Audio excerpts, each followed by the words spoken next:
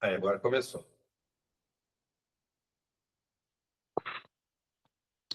Querido Mestre Jesus, Pai de infinita bondade e misericórdia, nesta noite estamos mais uma vez aqui reunidos em Teu nome, Pai querido, e pedimos a Tua graça, a Tua bênção, a Tua luz, que nos intui durante esse estudo, Pai, que intui o Hélio e a todos nós, para que possamos aprender e gravar em nossas mentes e colocar em prática em nossas vidas no nosso dia a dia. Fala conosco através das suas mensagens, abrindo as nossas mentes e os nossos corações para estarmos receptivos, para poder receber aquilo que convém, que a nossa alma mais necessita neste momento. E em teu nome nós te pedimos a tua ajuda, a ajuda dos benfeitores espirituais, dos nossos mentores, de todos aqueles que estão ao nosso lado, nos auxiliando, nos protegendo e nos amparando. E te pedimos, fica conosco, Senhor, mais uma vez nessa noite. Em teu nome nós te pedimos, Senhor. E agora iremos ouvir essa mensagem e aprender mais um pouquinho de ti. Te pedimos, fica conosco, Pai de amor, mais uma vez em teu nome. Iremos aprender, Jesus, e agradecer e te louvar e bendizer o teu santo nome. Que assim seja, Senhor Jesus. Que assim seja, Senhor. Amém. Então, vamos para o nosso estudo. Deixa eu compartilhar minha tela aqui com vocês. Para a gente começar. Hoje tem lição de casa. Vamos lá, ó. Nós tínhamos parado aqui, nós estamos no nosso estudo do Evangelho, na introdução do Evangelho segundo o Espiritismo. Já estamos no último item já dessa introdução, que faz uma comparação, aí, um comparativo entre a doutrina de Sócrates e Platão e a doutrina do Cristo, certo? Então, o título desse item 4 da introdução é justamente Sócrates e Platão, precursores da doutrina espírita, certo? Então, vamos lá, nós estamos já no item 16, eu vou até tirar essa marcação daqui, para a gente continuar daqui, onde um dos itens ali da doutrina de Sócrates e Platão, o item 16, vai falar lá. Chamo homem vicioso a esse amante vulgar, que mais ama o corpo do que a alma. Aqui, gente, já fazendo a primeira reflexão do nosso estudo de hoje, o que Sócrates está querendo dizer com isso é que ele fala homem vicioso, e que seria o que a gente classifica hoje como homem materialista. Por quê? O homem materialista nada mais é do que uma pessoa que é aficionada nas coisas mais materiais, nas coisas da carne, e não dá tanta importância para as coisas do espírito, certo? Ele vai falar ali, amante vulgar que mais ama o corpo do que a alma. Nada mais é do que uma pessoa materialista, porque aí pode incluir qualquer tipo de vício dentro desse conceito que ele dá, certo? Pode ser o vício em bebida, em jogos de azar, qualquer viciação da carne, da comida, no sexo, qualquer coisa da matéria que a pessoa for viciada, que é aquele desequilíbrio, né, na verdade, porque nós temos as coisas da matéria que nos são necessárias, né? Comida, bebida, sexo, essas coisas que eu disse aí com relação a vício, todas elas nós temos que utilizar dentro do equilíbrio, certo? Passou do nível do equilíbrio aí, passou desse ponto de equilíbrio, aí se torna um vício, que é quando a pessoa perde o controle sobre esses desejos, tá? Então aqui ele está falando de materialismo. E aí ele vai falar, em contrapartida, de amor. Então ele vai continuar lá. O amor está por toda parte na natureza, que nos convida ao exercício da nossa inteligência. Até no movimento dos astros o encontramos. É o amor que orna a natureza de seus ricos tapetes. Ele se enfeita e fixa morada onde se lhe deparem flores perfeitas. É ainda o amor que dá paz aos homens, calma ao mar, silêncio aos ventos e sono à dor. Ou seja, ele coloca aqui alguns dos atributos do amor. E aí ele vai fazer para a gente essa relação do amor universal, né? Do amor no universo. Ele vai identificar ali algumas coisas de que o amor está por toda parte na natureza. E vai dizer ali que até no movimento dos astros nós encontramos o amor. E realmente, em todos os detalhes da natureza, se nós pararmos para analisar, a gente vai achar como pano de fundo aí o amor. Em todos, né? Em todas as questões da natureza, em todos os detalhes da natureza, a gente vai ver isso. É só olhar com olhos de ver, né? O trabalho, por exemplo, que as abelhas fazem de polinizar as flores é um ato de amor. É um trabalho árduo que elas fazem e, ao mesmo tempo, um ato de amor, porque elas não vão colher daquela polinização ali, muitas vezes. Elas vão pegar ali o pólen da flor e fazer o mel. Mas elas não vão colher dessa polinização que vai gerar um fruto. Então, ao mesmo tempo que ela extrai para si, ela causa um benefício para a humanidade como um todo. Né? A abelha, inclusive, se as abelhas forem extintas, a gente acaba com a humanidade, né? Pelo trabalho que fazem. Então, a gente vê que a natureza ela é já uma aula para a gente, um exemplo para a gente de que nós não podemos querer só usufruir. Nós temos que usufruir comedidamente das coisas, com equilíbrio, tá? Não estamos dizendo aqui que tem que abrir mão de todas as coisas que são materiais, porque a gente não conseguiria viver, né? Não conseguiria terminar aí saudável, de forma saudável, uma encarnação, se a gente abdicar de todas as coisas materiais de uma forma total, de uma forma geral, certo? Nós temos que fazer uso, sim, dessas coisas materiais, mas com esse equilíbrio. Então, ao mesmo tempo que a gente extrai essas coisas materiais, a gente tem que também fornecer para o outro a oportunidade de ter as coisas materiais ali, também acesso a essa estrutura material aí que a gente tem que usufruir para a nossa evolução, para a nossa caminhada evolutiva, certo? Na explicação aqui vai falar que o amor que há de unir os homens por um laço fraternal é uma consequência dessa teoria de Platão sobre o amor universal, como lei da natureza. E é uma lei da natureza, né? Estudando o Livro dos Espíritos, a gente vai se confrontar com essa questão ali e vai estar justamente bem explicadinho que é uma lei, né? O amor universal é uma lei. E que nós nos encontramos em desequilíbrio, como espíritos ainda no estágio baixo de evolução, quando a gente se distancia dessa lei. Então, não tem Deus por trás de tudo, punindo-nos. Tem uma lei universal que prevê que quando nós nos afastamos dessa lei de amor, nós contraímos dívidas. Nós sujamos a nossa veste nupcial ali, que é citada na Bíblia, com o pecado. E essa veste ela tem que ser lavada para a noite de núpcias.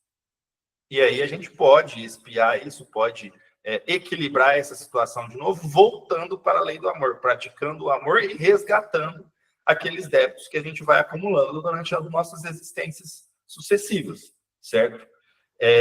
Então, essa questão do amor universal ela é bem explicada ali no Livro dos Espíritos. Sócrates falava sobre essa questão do amor universal também, e a gente vê aí que é uma parte que condiz muito com a doutrina cristã. E aí ele continua. Tendo dito Sócrates que o amor não é nem um deus, nem um mortal, mas um grande demônio, isso é, um grande espírito que preside ao amor universal. Essa proposição lhe foi imputada como crime. Por conta disso e de outras imputações que ele teve como crime, ele foi condenado à morte. Sócrates, se não me engano, se não me falha a memória, foi condenado a beber cicuta, que era um veneno que eles utilizavam ali como uma forma de cumprir com a pena de morte naquela época dele. E eu vou fazer um adendo aqui, eu vou até colocar no nosso chat ali, uma questão muito importante que eu já estava pesquisando antes, sobre essa questão do um grande demônio. O amor não é nenhum deus, nenhum mortal, mas um grande demônio. Por que isso? Porque é uma proposição que fica meio estranha nessas palavras, né? Então, eu fui buscar lá e a palavra daimon, em grego, ela traz muita confusão, porque até a origem bíblica dela foi traduzida muitas vezes como demônio, sendo que a significação da palavra em si não era essa. Então, vocês podem ver, eu coloquei no chat ali, depois quem quiser copiar para estudar isso depois, mas eu vou ler para vocês aqui. Em grego, daimon, e aí ele coloca ali como que se escreve, e em latim, daimon também. A palavra que também pode ser encontrada como daimon, com i, significa Deus, semelhante a um Deus, poder ou destino. Na mitologia grega, um daimon era um espírito ou divindade menor, muitas vezes um guia ou protetor que podia ser bom ou mal. E aqui eu já vou fazer o primeiro adendo. O que se pode depreender dessa palavra ali nas escrituras mesmo, nos originais dos manuscritos bíblicos, é que como se utilizava às vezes daimon como um bom daimon ou um mau daimon, e a gente não pode entender isso como se haveria, né, no sentido da palavra demônio, que é o mais coloquial agora, de um espírito ruim, um espírito perverso, não haveria isso, não teria como ter essa tradução de demônio, porque não existiria demônio bom, certo? Só demônio ruim. Então, há um problema, uma problemática ali da semântica dessa palavra, da significação dessa palavra. Ela era mais utilizada como significação para espírito num contexto mais geral, certo? O conceito de daimon evoluiu ao longo do tempo, ganhando nuances diferentes na filosofia e religião. Na filosofia helenística, por exemplo, Sócrates falava de um daimonion como um sinal divino, certo? Então, ele vai bem nesse sentido de que é um espírito, de que é uma consciência divina ali, e não na acepção mais pura da palavra demônio, como se fosse uma entidade maléfica, tá? Essa é uma questão muito, que na Bíblia ali há muito uma conotação, às vezes, diferente do sentido que se utilizava mesmo dessa palavra na época de quando foram escritos, tá? E essa proposição aí mesmo, até por se levar em questão essa fala dele de que o amor não seria um Deus nem um mortal, mas um grande demônio, a palavra demônio que foi utilizada dessa forma pejorativa, e aí ele foi condenado por conta disso. Mas a significação mais geral que se tinha na época era de que daimon significava espírito, certo? Há uma outra confusão também, a gente vai chegar nela ainda com o tempo, com a palavra diabolos, né? Que foi de onde gerou-se a questão de acreditar ou não que existe uma entidade maléfica criada por Deus que só se dedica a fazer o mal para a humanidade, que seria o diabo. Então, a gente vai chegar nessa parte também dessa palavra e eu vou também buscar as origens da palavra para a gente ter uma concepção. Não indicando e de forma alguma querendo dizer que a significação do autor era aquilo, porque a gente não tem como saber qual que era o sentimento, e a gente, na nossa língua, isso no próprio Evangelho fala, no Livro dos Espíritos fala muito também isso, quando vai responder algo que a gente não tem um conceito que seja similar, de que existe uma palavra só que denomina diversas coisas, e aí a gente meio que se perde no sentido ali, principalmente na hora de traduzir isso durante os séculos, né, os milênios que passaram desde que a Bíblia foi escrita. Então, há algumas vezes aí esses entendimentos diversos, né, com relação ao sentido de cada uma das palavras, e eu acho que isso é uma questão que a gente deve abordar, sim, e não querendo dizer aqui que essa seja a verdade. Não, o autor falou nesse sentido aqui. Eu estou trazendo alguns sentidos da palavra, e aí cada um vai interpretar da sua forma, certo? No item 17, ele vai nos falar ali, a virtude não pode ser ensinada, vem por dom de Deus aos que a possuem. Essa explicação aqui, ela é magnífica, e ela é bem complexa até.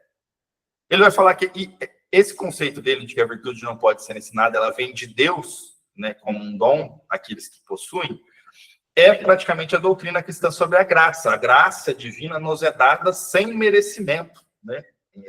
Isso a doutrina cristã prega. A graça, ela não vem do merecimento, mas ela vem da bondade de Deus. Mas, se a virtude é um dom de Deus, é um favor. E então pode perguntar-se por que não é concedida a todos. Ou seja, Deus, então, nos concede graça, mas concede a alguns e não a todos. Então, alguns são favorecidos, porque essa graça seria um favor. E ali, no caso, tanto considerando como a palavra graça, como a palavra virtude. Seria por favor. Por outro lado, se é um dom, carece de mérito para aquele que a possui.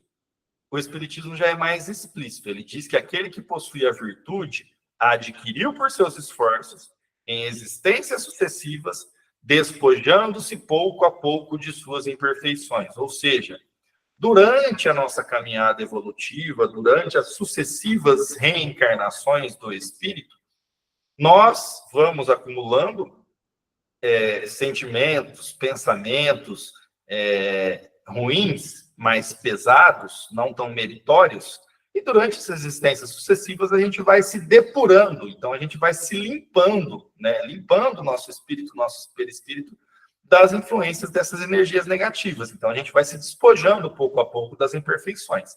A gente sabe também, e isso há de se fazer uma ressalva aqui, de que é bem pouco a pouco mesmo.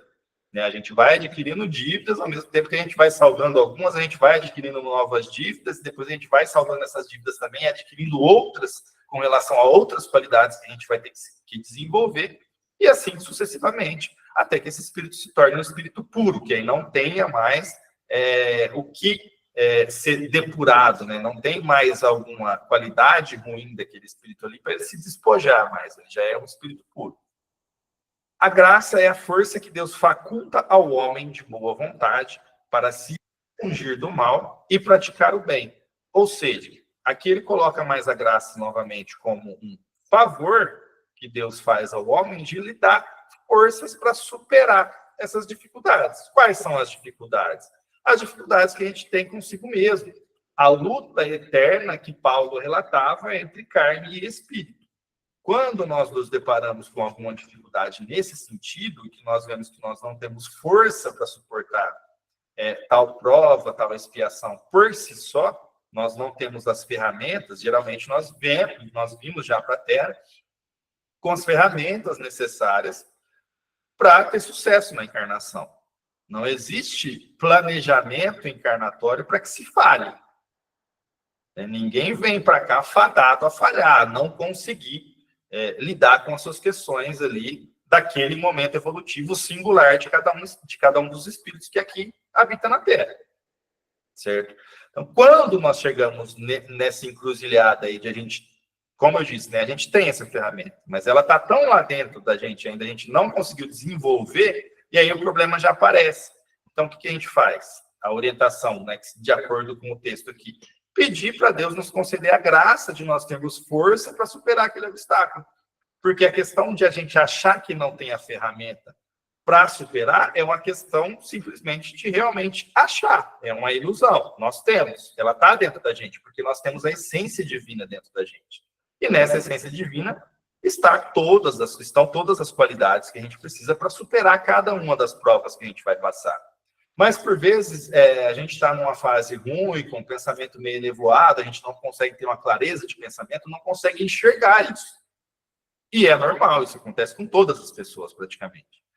E aí, cabe a nós, por meio da prece, muitas vezes, fazer essa conexão com o divino para ele nos ajudar a gente a encontrar essa graça dentro de nós, essa força, para poder superar um obstáculo. Certo? Basicamente é isso que ele fala sobre a graça ou a virtude divina, né? As virtudes que a gente tem, elas decorrem do Deus que está conectado conosco através da nossa consciência, e aí a gente vai atingindo níveis de consciência que vai nos permitindo acessar cada vez mais essas qualidades, essas virtudes, certo? Alguém gostaria de fazer algum comentário sobre o texto aqui? Acrescentar alguma coisa?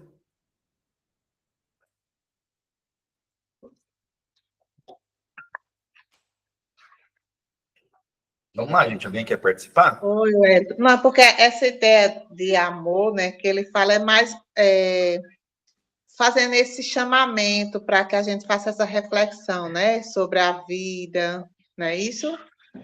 Sim. Da importância. Essa questão de observar a natureza, muitas vezes, a gente consegue enxergar esse amor e fica mais fácil, às vezes, de aplicar nas questões da nossa vida, do dia a dia, aí, né, do cotidiano do ser humano. Pois é. E assim, eu achei interessante porque eles foram os precursores, como se diz, né? E traz essa fala sobre o amor, sobre a virtude, que a gente sabe que o Espiritismo ele especifica melhor, né? Porque a gente tem dois caminhos, ou a gente vai aprender pelo amor, ou vai pela dor, mas a gente sabe que ambos vão chegar lá, né? Porque a gente sabe que o sofrimento ele não é eterno, né? Mas a gente chega. Mas o sofrimento, assim como o amor, porque ele dói menos na gente, né? Tanto o sofrimento quanto o amor, eles fazem a mesma função ali de ajudar na nossa depuração espiritual. de ajudar a gente a desenvolver essas virtudes que ele está falando aqui. Então, porque o só amor que vai nos levar a justamente a esse caminho das virtudes, não é isso? Sim. Aflorar A aquilo dor que a vai... gente tem de bom. A dor, na verdade, o que ela funciona? Ela funciona como um empurrãozinho. Às vezes a pessoa não quer seguir pelo amor por si só, ela precisa do empurrãozinho ali para começar. Então a dor, ela tira o espírito daquela estagnação. Ninguém fica parado sem procurar uma solução enquanto está sentindo dor. Se ficar, é porque não está doendo o suficiente ainda. Agora, se doer o suficiente, a pessoa vai procurar ajuda. Vai procurar sair daquele lugar que está. Pô, eu estou aqui, eu estou me machucando, eu estou sentindo dor, eu preciso procurar algo melhor, então, porque ninguém gosta de ficar na dor. Então, é o amor, na verdade, que acaba depurando nossa alma, mas a dor, ela serve como um empurrãozinho ali, né? Uma forma de ajudar a gente a sair de onde a gente está e olhar em volta para ver para qual caminho que a gente deve seguir, para qual caminho que está o amor. Justamente. Boa noite. Boa noite. Eu peguei assim já no caminho, mas assim, falando assim sobre o tema, né, dessa busca do amor, para que a gente, esse caminho que mostra, como a Edna falou, nos mostra a virtude, né, que vem buscar dentro de nós. Mas só que, falando sobre o amor e a dor, se a gente pensar, o amor também dói. O amor dói muito para muitas pessoas, quando tem que renunciar, né, para essa mudança, quando a gente tem que mudar essa nossa transformação, que o Espiritismo justamente busca isso em nós, a nossa transformação para um ser melhor. E dói, viu? Porque você vai ter que reconhecer certos preconceitos que temos ainda, né? Então, esse desprendimento dói. É amor, mas dói. Sim. Mas tem uma notícia boa com relação a isso, Janete. É porque o amor que a gente sente ainda no nosso estágio evolutivo, o amor que a gente consegue sentir, não é como o amor de Deus. Então, ele dói por conta disso. Ele dói porque a gente necessita fazer os ajustes. O nosso amor não é puro ainda. Ele sempre tem algo de posse, né? O nosso amor ainda é muito ligado à posse. Porque se a gente pegar, por exemplo, o amor de mãe, que é, né, o mais próximo que a gente vai encontrar aí do amor de Cristo. Ou alguém discorda disso? O amor de mãe, para mim, é o que mais se assemelha ali ao amor de Cristo. Por que não é idêntico ainda ao amor de Cristo? Porque a mãe, ela ama, assim, incondicionalmente aquele ser que é filho dela, mas ela não consegue ainda aplicar, nós somos limitados, ainda nós não conseguimos. Quem é mãe não consegue aplicar esse amor à família universal como um todo. Né? Ama o próprio filho, deseja tudo de bom, de melhor para o próprio filho, mas não consegue ainda exercer esse amor da mesma forma com o filho das outras mães, na maior parte das vezes, né? Tem gente que consegue ainda estender esse amor, né? Pensar nas outras mães, mas são ainda, infelizmente, aqui no nosso planetinha Terra aqui de provas e expiações, isso ainda é raro, né?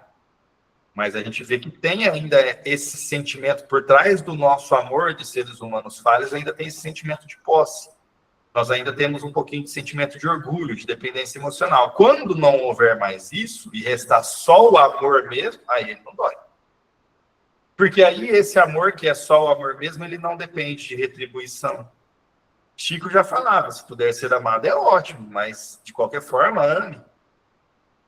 E não espere nada em troca. Então, às vezes, o que machuca a gente não é o amor em si, é o que gera desse amor no nosso orgulho, no nosso egoísmo. A falta de gratidão, a falta de retribuição desse amor. Vai gerar uma dor ali, vai gerar um incômodo.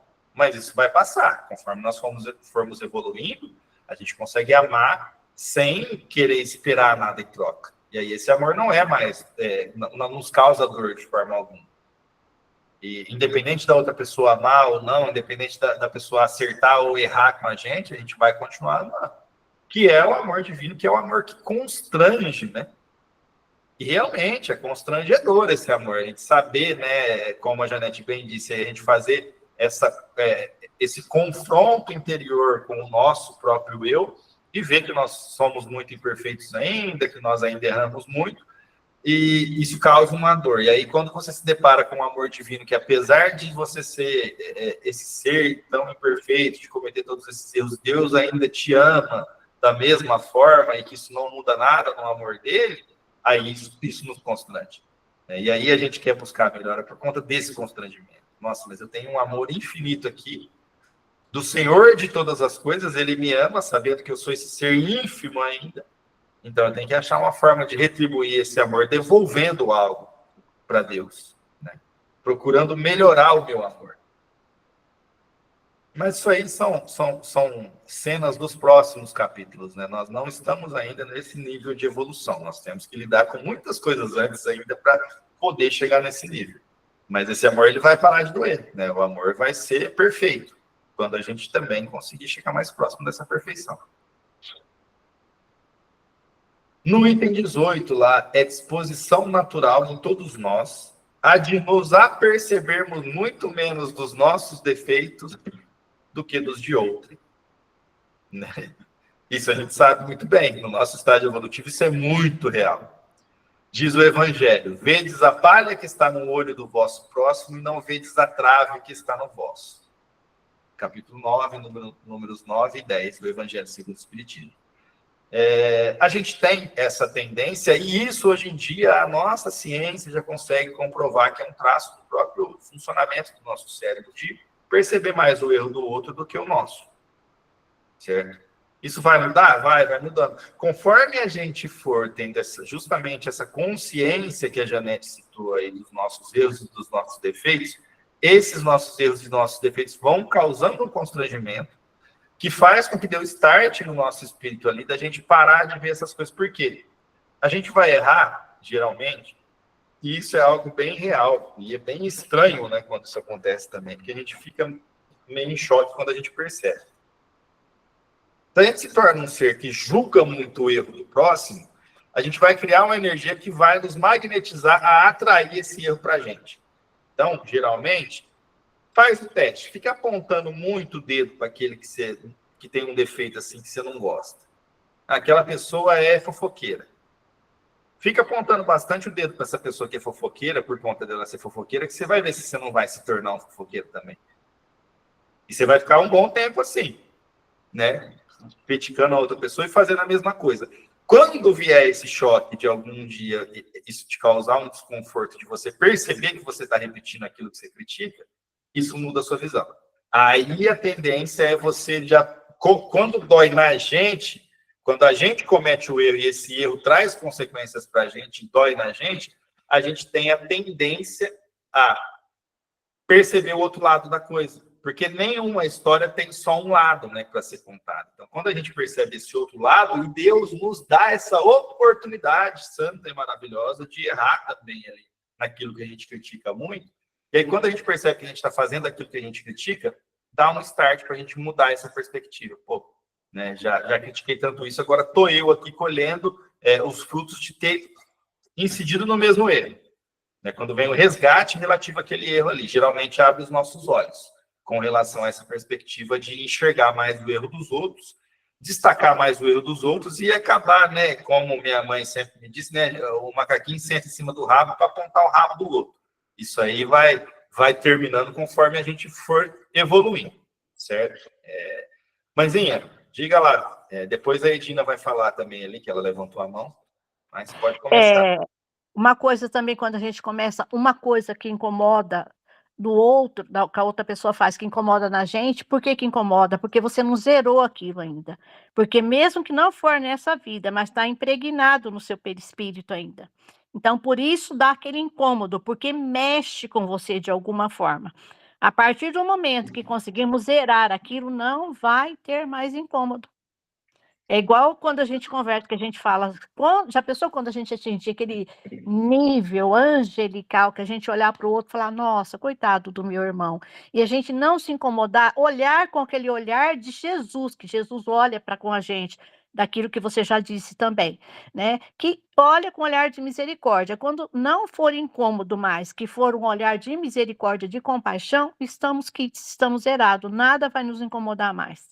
Então, trabalhar aquilo que incomoda, que o outro te incomoda ainda. Então, trabalhe dentro de você, porque não foi colocado na sua vida por um acaso, né? Nada é acaso. Então, tem aquele probleminha ali que está ali.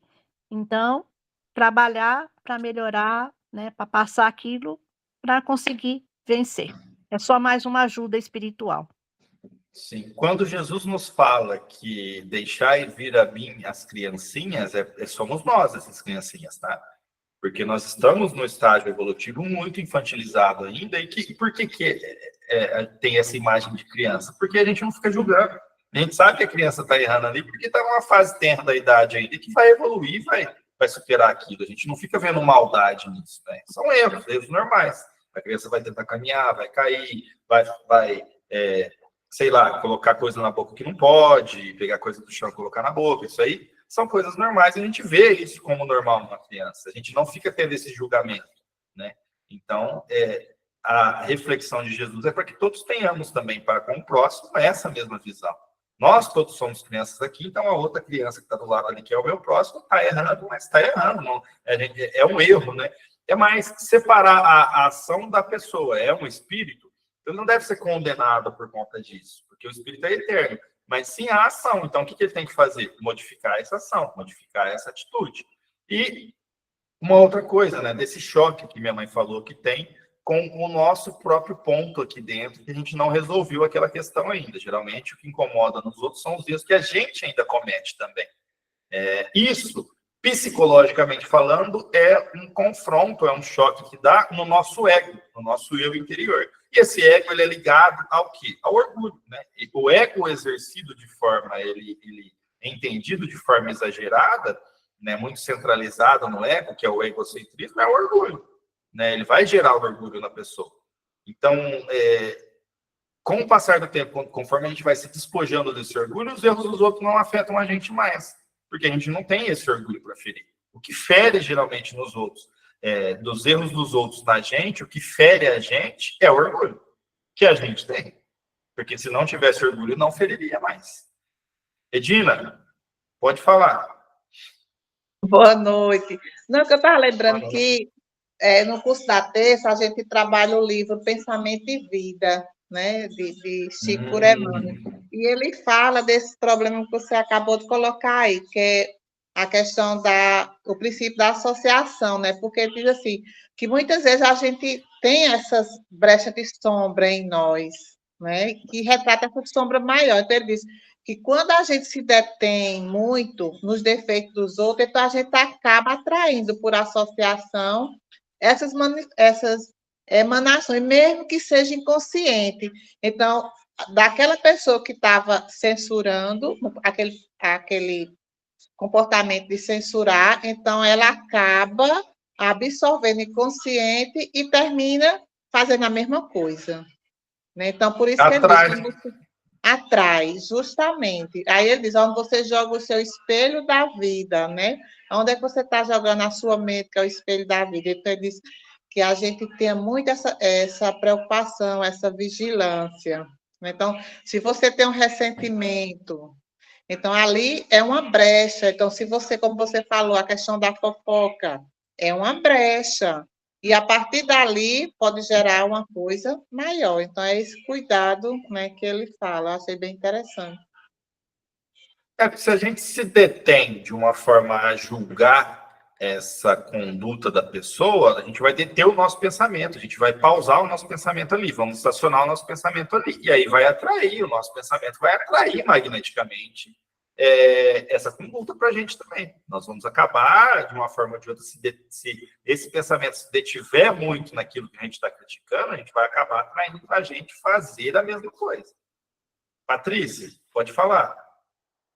Boa noite. Eu só complementando a fala, porque quando você trouxe esse assunto sobre o ego, falar dos outros, me veio eu não vou ler toda, só uma frasezinha do livro Vigiai e Orai, que não por acaso ela se apresentou para mim no dia de hoje, que é sobre as fraquezas alheias, que é a psicografia do Carlos Bacelli, né?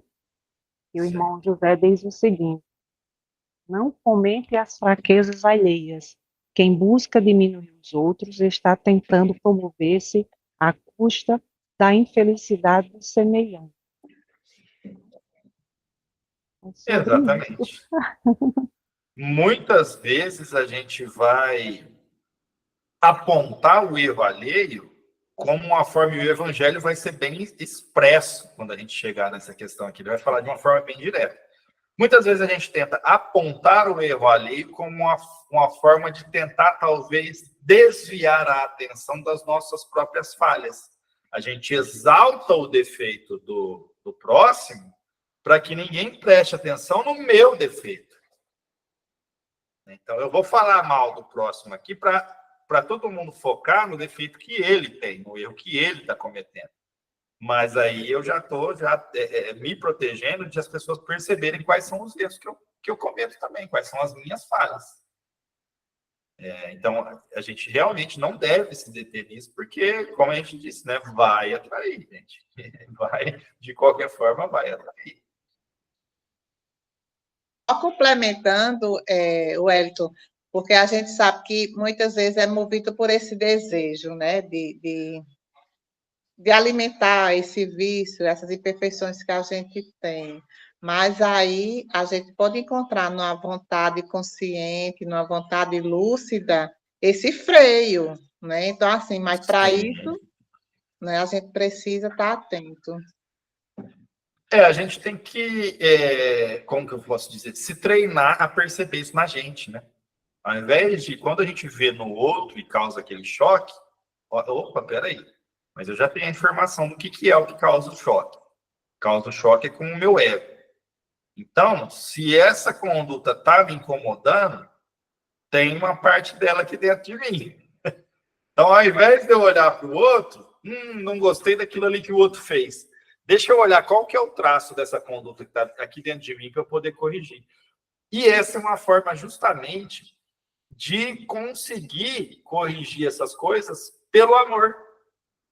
Porque às vezes a gente não precisa errar a gente mesmo e incidir nos erros. Já logo na introdução de Nosso Lar, o André Luiz fala sobre isso. Que aquele livro está sendo escrito ali, estão sendo relatadas ali as quedas de diversos espíritos. Por quê? Para que o leitor não precise ele mesmo passar pelos 8 anos de umbral, igual o André Luiz, ficar ali impermeável às boas energias por conta do próprio ego, do próprio orgulho, de não reconhecer os próprios erros. A função principal dessa descrição que André Luiz nos traz da vida no mundo espiritual na série Nosso Lar é para isso. É para nos ajudar, não é para identificar e corrigir os erros alheios. Ninguém tem o poder de fazer isso, porque ninguém tem o poder de influenciar no livre-arbítrio. Mas é para a gente aprender quais são os erros e quais são as consequências, e a gente evitar na gente esses erros que a gente está estudando na série ali. Certo? Então, eu estou fazendo um adendo com relação ao Nosso Lar aqui, porque é essa visão que a gente tem que desenvolver, gente. Essa visão que a gente tem que desenvolver de utilizar os exemplos não como o próximo, mas fulano erra assim, assim, assado. Não, eu erro assim, assim, assado, e eu tenho que corrigir essa questão. Porque senão eu não estaria enxergando esse erro do fulano. Essa é uma questão que ilustra muito bem essa questão do amor. Né, de como que a gente evolui pelo amor. Porque se a gente olha com um olhar não de julgamento, mas de compaixão, depois a gente olha com um olhar interno para verificar por que aquilo ali ainda chamou nossa atenção. Porque vai achar algum traço daquela conduta dentro de si mesmo, a gente vai achar. E a gente acha, porque a maior parte dos espíritos que são encarnados aqui na Terra, a gente comete basicamente os mesmos erros. E é até por isso que a gente não pode ficar se atentando ao erro dos outros, porque a gente está cometendo basicamente os mesmos erros com a mesma frequência, então a gente tem que procurar buscar focar o nosso tempo e as nossas energias e os nossos esforços para corrigir na gente, não no outro. Porque o outro vai achar o tempo dele de focar as energias e os esforços em corrigir ele próprio. Não cabe a nós, né?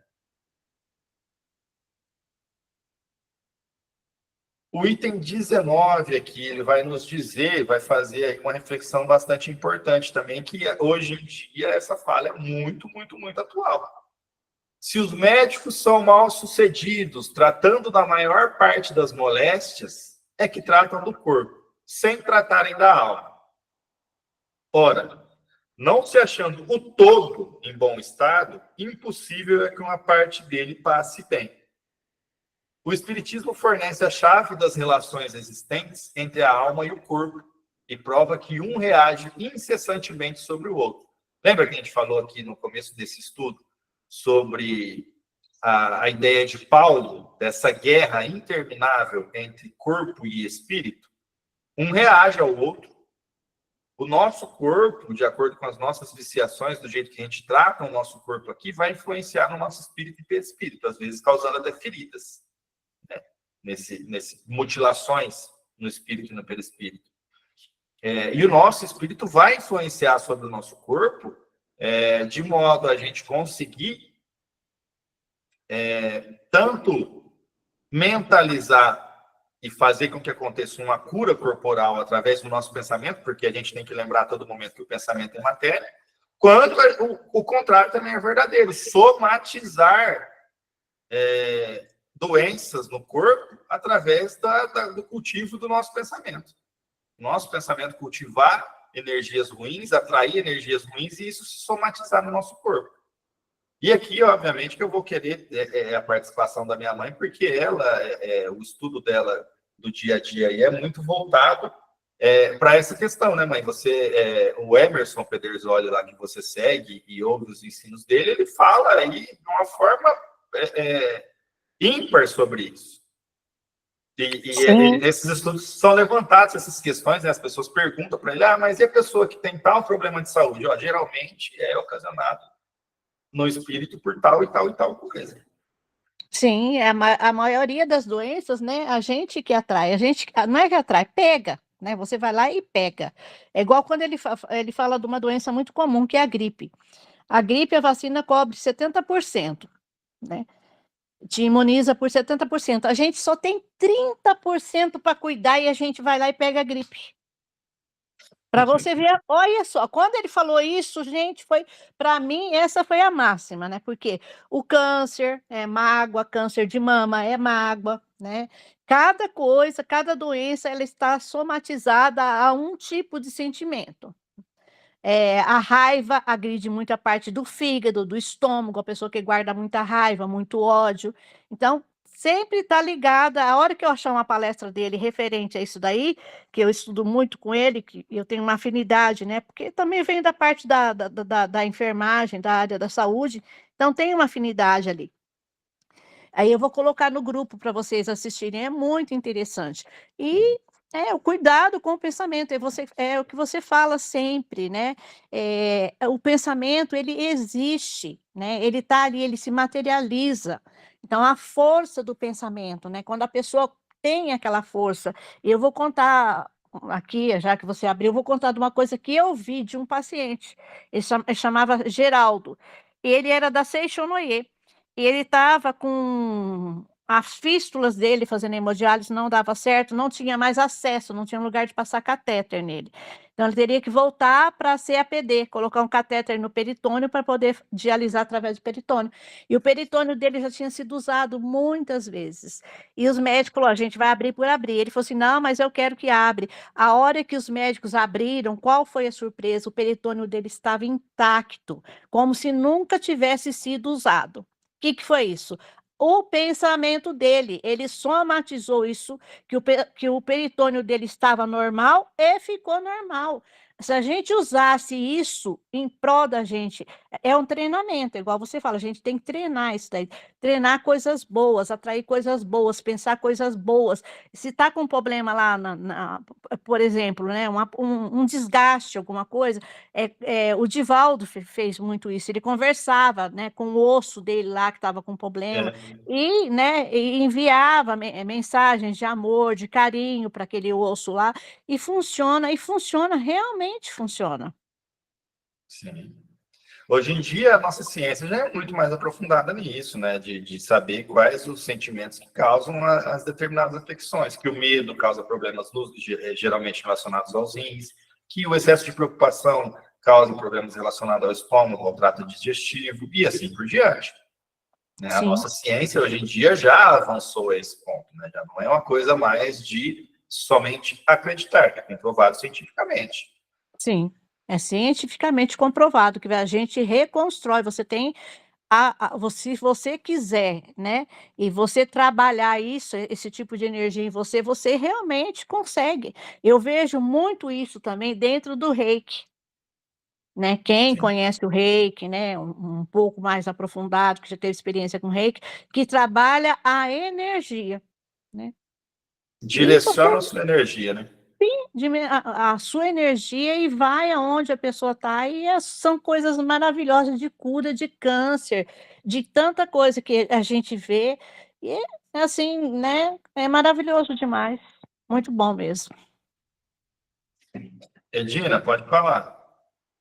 Oi, tem uma passagem do livro de Joana de Anjos, que ela fala que a doença realmente ela é resultado desse desequilíbrio energético, né, do corpo, mas em razão do espírito que está, como se diz, emocionalmente também desequilibrado, né, nos seus sentimentos. E ela fala que as doenças elas não são causadas pelas bactérias, pelos vírus, pelos micro-organismos, mas ela diz que essa doença é porque as células, a energia que está ali, como você diz, do corpo, ela se instala em determinadas células. E esses vírus, essas bactérias, apenas vão se alimentar daquelas células que estão doentes. Então, assim, aí vem o médico. O que é que o médico trata? O médico trata os invasores, né? Como se diz, como ela diz, a doença. Mas a fonte que está lá no espírito, então, como você diz, na alma, então aí muitas vezes tem que buscar, porque senão a pessoa se recupera e lá na frente a doença se instala de novo. Então, enquanto você não tratar a alma, né, o espírito, então vai ser, como se diz, vai ser sempre ser um reincidente, né? Vai ficar acontecendo novamente a mesma doença, né? Vai tendo, né, repetição daquela doença ali. E é realmente isso, né? O nosso espírito ali, ele vai fazer com que o corpo somatize aquilo que a gente está focando muita energia. Onde está desequilibrado ali, né? O pensamento vai acontecer isso aí. Provas disso a gente tem inúmeras, gente. A pandemia agora, por que o vírus estava ali? É o vírus que adoece mesmo? Era para todo mundo ter ficado doente. E todo mundo ter ficado doente e com a mesma gravidade. Né? Então, nesses períodos de pandemia a gente tem que aprender muito a lidar com o medo. Porque se instaura um medo geral que atrai. Esse medo ele vai atrair. Quem tiver muito medo de pegar aquilo, de ficar doente com aquele vírus e tudo mais, vai atrair. Outro ponto também que é inegável, que a ciência não consegue dar um ponto final por que acontece, né? Porque a ciência não quer aí assumir que isso é obra da fé. Os testes cegos de medicamento, gente, que pega um monte de gente lá e dá os medicamentos, e tem vezes que a pessoa é curada, mas tomou o medicamento que é uma pílula de farinha, porque a pessoa não sabe, né? Mas ela acreditou fielmente que ela pegaria o remédio ali, que aquele, inclusive, não só que ela seria sorteada a tomar o remédio de verdade, mas que aquele remédio faria um efeito no organismo dela e a doença iria regredir. Em todo teste de medicamento cego vai acontecer isso aí, gente. Isso é fé. Filho, isso daí chama efeito placebo dentro da medicina. Efeito placebo. E Mas o que é funciona. isso no espiritismo? A pessoa vai tomar aquilo ali, às vezes não é a pílula, é porque ele está mentalizando aquilo de uma forma tão intensa que vai ser igual a nossa água fluidificada. Ele vai fluidificar aquela pílula com a matéria que ele precisa para curar o corpo dele. Às vezes vai fluidificar a pílula, às vezes vai fluidificar a água que ele está tomando ali sem saber, mas por conta da ação do pensamento na matéria. Tá? Isso aí também é algo que é a fé, mas é científico, né? A influência dessas energias invisíveis sobre a matéria. Sim, filho, eu lembrei de um caso do Chico, que acho que todo mundo aqui do grupo deve conhecer, de uma senhora que o médico passou a receita para ela, não tinha condições de comprar. E o Chico também não tinha dinheiro, ele mandou ela picar o papel na quantidade dos medicamentos que ela teria que tomar e tomar. Tomou e sarou. Né? Todo dia ela tomava um pedacinho do papel picado. Mas por Sim. quê? Ele avisou para ela ainda. O doutor Bezerra já magnetizou os elementos da Então, sua receita nesse papel já, então pode tomar, que tá aí. é. Aí a gente vê tanto disso daí, né? E realmente isso daí acontece mesmo, né? E como que, né, nós somos privilegiados, né, de ter esse conhecimento. E a gente tem que colocar mais em prática na nossa vida, né? Uhum. Então, para a gente terminar, finalizar o nosso texto aqui, né, a explicação ali do Espírito é que o Espiritismo fornece a chave das relações existentes entre a alma e o corpo, e prova que um reage incessantemente sobre o outro. Isso que a gente falou até agora.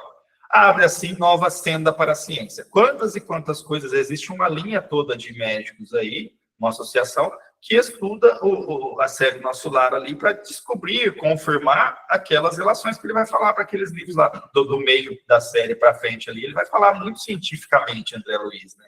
De coisas que na época, e algumas até hoje, não eram desvendadas ainda pela ciência. E foram muitas delas desvendadas posteriormente, confirmadas, estava ali. Com o lhe mostrar a verdadeira causa de certas aflições, faculta-lhe os meios de a combater. Por que faculta-lhe? Porque não é obrigatório, não é uma faculdade do Espírito. Ele lhe fornece essa faculdade.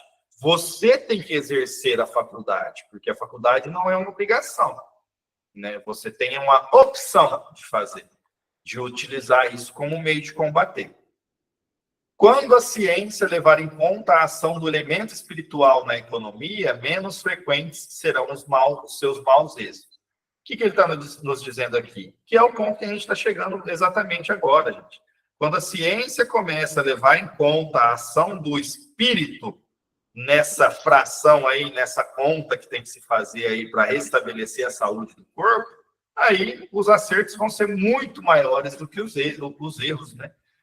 Serão muito mais frequentes os êxitos e menos frequentes os maus êxitos, né? Aquilo que não é êxito.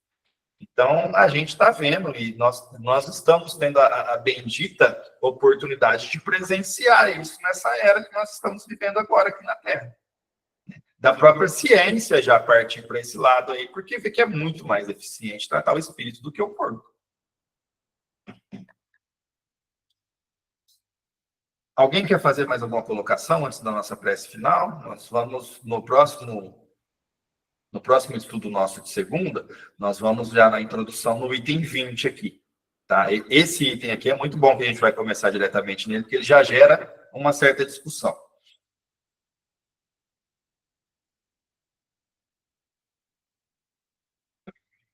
Alguém vai falar?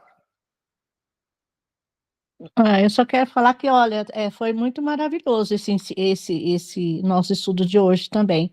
E vou dar mais um exemplo, contar mais um fato do que aconteceu comigo também.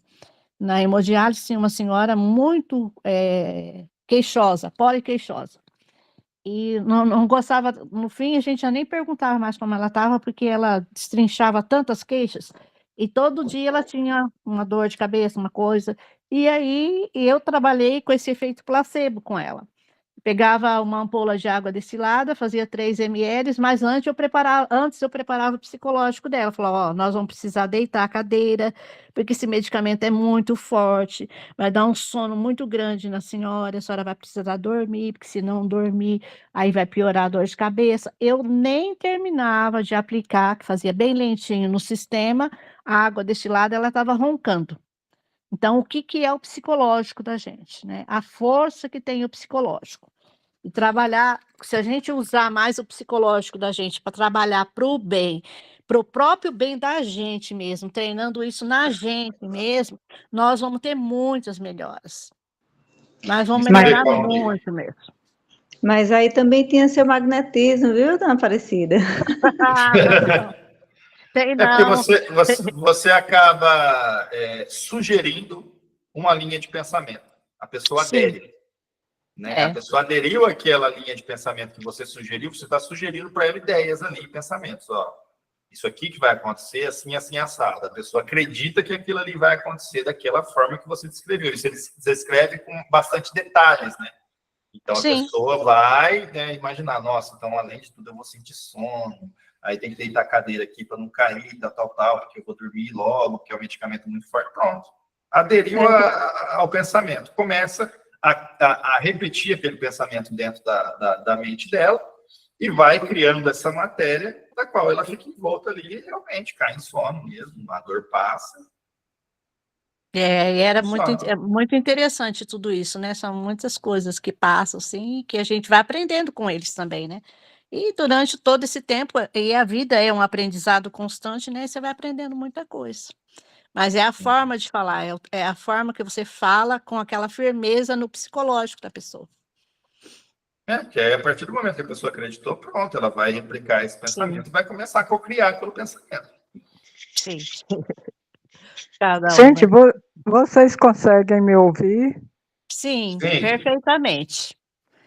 Pronto, deixa eu relatar uma coisa que aconteceu comigo há cerca de 25 anos. Eu ainda morava em Brasília e vim de férias para cá. Eu sentia sempre muita cólica, principalmente no período menstrual. Mas todo mundo dizia que era normal. Eu cheguei aí a médico, ele passou um tratamento à base de injeções, tomei por 7 meses, não adiantou nada. Por fim, eu vim passar umas férias aqui em Natal e minha irmã, eu tive uma crise forte, minha irmã me levou para o hospital. O único local que tinha emergência era na maternidade Januário Cico. E lá, uma reumatologista foi quem identificou meu problema. Você acredita que era a médica que estava de plantão? Eu estava com um cisto no ovário. Esse cisto, quando foi feito o exame, a médica disse que era CA. Aí comecei a sentir fortes dores nos seios. Fui ao médico e ele disse que eu estava com CA no seio esquerdo. Tá bom. Aí vamos marcar a cirurgia. Queria fazer tudo junto para tomar uma anestesia só. Mas o meu plano era Golden Cross na época e ele não autorizou, disse que autorizava separado. Tudo bem, faz primeiro a do útero. Tirei o útero, tirei o ovário, tirei tudo. Manda para o laboratório para ver que tipo de câncer que era. Resultado, quando o médico cortou, ele dizia que não encontrava útero. Estava tudo uma pandemia, tudo cheio de aderência. Uma pangeia, né? Tudo unido. Aí, quando ele cortou o caroço, saiu um líquido cor de gema de ovo. Aí a médica, a ginecologista que me atendeu, ela disse que ficou gritando, graças a Deus, como minha irmã é enfermeira, eu pedi para ela presenciar a cirurgia, minha irmã fica calada e depois pergunta para ela, doutora Nádia, por que a senhora ficou todo o tempo dizendo graças a Deus, graças a Deus? Ela disse, porque se o líquido tivesse saído cor de chocolate, era o CA que estava dizendo no exame, mas dessa cor que saiu, eu não estou entendendo. Não é CA. Tá bom. 15 dias depois, fiz a cirurgia do seio. Aí, doutor Eliel foi quem fez minha cirurgia. Ele, na época de estágio, estagiou com a minha irmã no mesmo hospital. Eu pedi para minha irmã, a outra irmã, que também é enfermeira, presenciar a cirurgia. Ele autorizou. Minha irmã disse que ele, quando cortou, virou para minha irmã e disse, Luza, pelo que eu estou tirando de sua irmã, aqui minha parte com ela acaba agora. Não sei porque eu que fiz a punção nela e era CA, mas o que eu estou tirando aqui não é CA. Resultado, isso tudo, 15 dias antes da primeira cirurgia, eu fui convidada a assistir uma missa de cura do Padre Nunes, lá em Candelária. A minha família toda católica, sabe? E eles foram com a maior fé e tudo, mas a única pessoa que sentiu reação fui eu. Senti uma quintura muito grande no seio direito. Nos exames dizia que era o seio esquerdo, eu senti no direito. E no ovário, onde o caroço que estava maior, né? O nódulo que estava maior era do lado direito, eu senti um corte, como se alguém tivesse me cortado do lado esquerdo. Eu cheguei a olhar para ver o sangue escorrer, você acredita?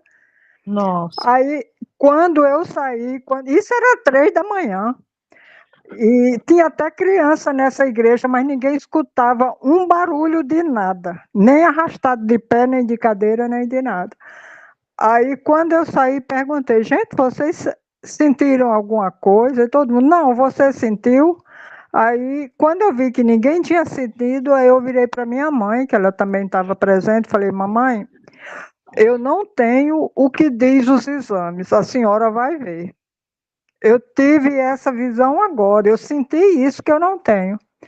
Aí pronto, fiz a primeira cirurgia 15 dias depois dessa missa, a outra mais 15 dias, ou seja, 30 dias depois da missa, e todos os dois resultados deram negativo.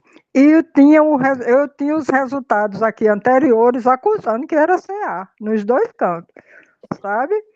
Aí eu joguei fora porque a gente fica juntando muito papel, né? Raio-X e tudo. Aí joguei fora. Mas não devia ter jogado, que era uma prova, né? É a força da fé que faz isso, né? A fé faz você. Exatamente. Na hora que eu senti isso, que eu olhei, que eu não vi o sangue, aí eu falei assim, eu já estudava o espiritismo. Secretamente, minha família não podia saber. Aí eu já estudava, já acreditava, já tinha uma fé muito grande. E eu acho que isso foi que ajudou. Então, a fé da gente não depende da religião, do culto que a De pessoa forma alguma. professa. Depende, é Não uma coisa existe esse negócio de individual. religião. É uma coisa A fé, individual. a fé é o condicionamento desse pensamento. Quando a pessoa tem É, bastante fé, que era a fé que move montanhas, é a gente aprender a focar o exatamente. nosso pensamento naquilo que a gente precisa que aconteça, É, de uma forma a entender que você está criando matéria mental ali para é. criar condições daquilo acontecer. Se Sim. tivesse fé do tamanho de um grão de mostarda, não é isso? Então, Isso. Aí diria imagina para aquela só mais ou montanha menos saia daqui para lá e ela iria. É, É né? exatamente Pois isso. é, eu acho que eu fui com tanta fé, com tanto desejo, que eu vi o sofrimento da minha mãe. Estava todo mundo triste, era como se eu tivesse condenada à forca. é bem assim Aí, mesmo. aí eu fui com toda a fé que eu estava sentindo, acreditando. Eu presenciei aquele evento, mas eu estava fisicamente ali. Mas eu tenho certeza que espiritualmente eu estava longe, sabe? Estava sendo operado. Porque aí eu relatei isso porque aconteceu comigo e não faz nem tanto tempo. Olha que experiência maravilhosa que você viveu. Lúcia, Bom, por isso que Jesus perguntava, antes dele fazer a cura, né, ele perguntava se a pessoa realmente queria ser curado, né? Aí para testar a fé, porque essa fé, aquela resposta positiva, então ela criava essa reação orgânica favorável como é que se diz, a cura, a energia, né? Porque aí vai, como ele diz, porque muitas vezes essas doenças são sequelas kármicas, degenerativas, justamente do corpo, essa relação corpo e mente. Mas essa fé é o que vai proporcionar essa movimentação aí das energias curadoras. Muito É bonito. verdade, Edina. exatamente. É a mesma Eu coisa, sei né? que É o condicionamento de pensamento. eu continuo acreditando, sabe? Não, e frequento, continua na família, eu sou a única que tem esse lado espiritual mais voltado mais para o espiritismo. O resto é tudo católico, tem alguns mormons, tem outros protestantes, mas de espírita mesmo só tem eu. Quer dizer, espírita não, né? Tento ser, um dia serei. Estamos todos tentando. Gente, nós estamos passando do nosso tempinho aqui, mas você faz uma prece para a gente de encerramento, para a gente terminar hoje aqui? Faço sim. Senhor Jesus, queremos te agradecer, Pai de amor, por esses instantes tão sublimes de aprendizado, Senhor, na tua presença, com os nossos espíritos transbordando de alegria espiritual, saciados pelas mensagens, pelas palavras, Senhor, pelos testemunhos. Te agradecemos, ó Pai, por tudo em nossa vida, por mais essa oportunidade que nos deste. E viemos te pedir, Jesus, que a tua graça nesse momento, que o teu amor, que uma fagulha do teu amor divino possa agora penetrar dentro de cada lar, em cada coração, pois tu sabes a necessidade de cada um dos teus filhos, ó Pai. Que cada um possa ser envolvido pela tua luz divina, pelo aconchego do teu abraço, Jesus. E eu te peço, Senhor, acrescenta a nossa fé a cada dia, para que possamos continuar firmes, Jesus, nessa caminhada espiritual, Jesus. Nos dê a graça do teu amor, a tua luz que nos possa guiar a cada dia. E abençoa também os nossos irmãos em situação de rua, de amparo, conforto e proteção, e tudo aquilo que eles necessitam neste momento, Pai. As crianças nos abrigos, ó Senhor, os nossos irmãos mais idosos também, visitando, Senhor, as casas de repouso, amparando cada um, nos presídios, e abençoa também, ó Pai, os nossos governantes, meu Deus, e intui eles durante o repouso do sono, para que possam tomar decisões mais assertivas, colocando o teu amor, e derrama o teu amor em abundância sobre cada vida, sobre cada coração da nossa nação, Jesus. Abençoa os nossos irmãos que estão regressando para este mundo agora, e aqueles que estão partindo para o plano espiritual também, que cada um possa ser envolvido no teu amor maior, e que a tua mão esteja sempre estendida a amparar-nos e a indicar-nos o caminho que temos que seguir. Dai-nos uma noite de paz, um sono tranquilo e reparador, e que durante o repouso do sono, que cada um possa ser levado, Jesus, para hospitais espirituais, para palestras, ou mesmo para trabalhar, se assim for da tua vontade, e se tivermos esse merecimento. Intui-nos a cada dia, Pai, e dê-nos a tua graça para caminharmos sempre firme nessa jornada espiritual. Fica conosco nessa noite, nós te pedimos e te agradecemos no nome santo do teu Filho amado, Jesus. Que assim seja, meu bom Jesus. Assim Assim seja. seja. Seja. Boa noite.